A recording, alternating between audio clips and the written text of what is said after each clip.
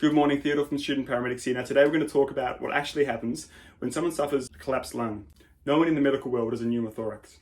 Now this injury can occur due to a number of causes: car accidents, motorcycle accidents, man and bike accidents, shootings, stabbings. These are all really common causes of this injury. Before we look over the causes of pneumothorax, let's briefly see how it works. Now the thing which separates our thorax from our abdominal cavity is a thin layer of muscle called the diaphragm. As you can see here, the diaphragm is normally convex to the thorax.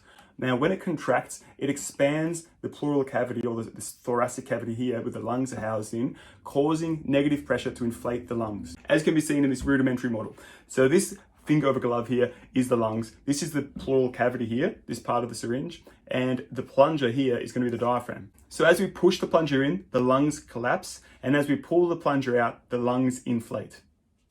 That's how the diaphragm works.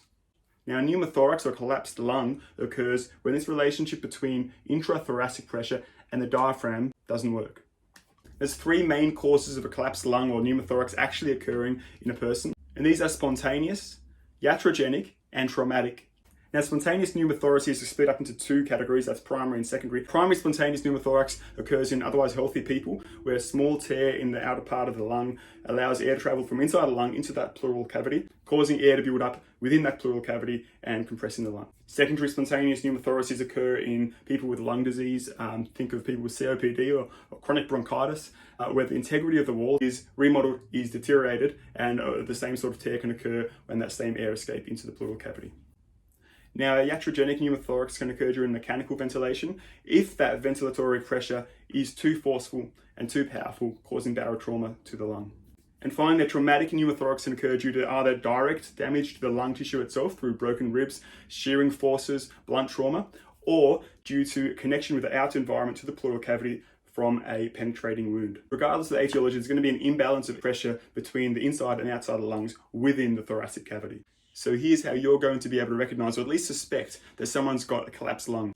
Number one, it's going to be painful for them to breathe. Number two, there's going to be increased respiratory rate because it's painful to breathe and they're not getting deep enough ventilations to adequately oxygenate themselves. If you've got a stethoscope, you may find decreased or absent breath sounds on the affected side. Late signs are going to be hypotension, unequal chest rise and fall, jugular vein distension, and lastly, tracheal deviation as a very late sign. Now, things like jugular venous distension, tracheal deviation, unequal chest rise and fall are pretty late signs, and this pneumothorax is likely going to be tensioning. What do I mean by that? Just imagine this person's right lung has collapsed.